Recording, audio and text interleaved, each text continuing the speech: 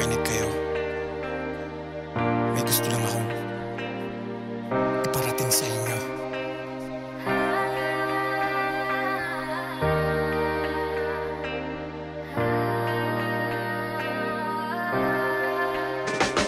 Isang mahabang lamesang punong-puno ng salapi. Hati-hati yung mga disenteng mga tiwali. Niluklok sa pwesto, binigyan ng kapangyarihan. Ngayon anong ginagawa? Nagkahari-harian. Habang kami nagtitiis, lumusong sa baha. Perang para sa solusyo'y nasa bulsa niyong matabo. Tila sa kapal ng mukay, di matapuan ng kaba. Ika nga ni Aris, ay huwag kang masyadong malato. Kaso nga lang lantaran ng mga katiwalian. Para sa papel ng bayan ay pinagtataksilan. Ngayon tikman nyo ang galit ng buong sambayan. Ang kahihiyan ng apelido nyo, yan ang kabayaran. Mga papel na ninakaw ninyo sa aming kaban. Imbis panapal sa sikmura namin na walang naman. Di natutulog ang Diyos, yan ang lagi nyong tandaan. Ngayon sa aming paniningil, ewan kung di kakabahan.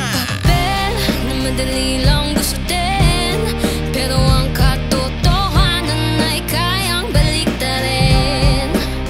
Mga papel na nagpapalimot ng pagmamahal, mga papel na kayang mabayaran ang iyong dangal.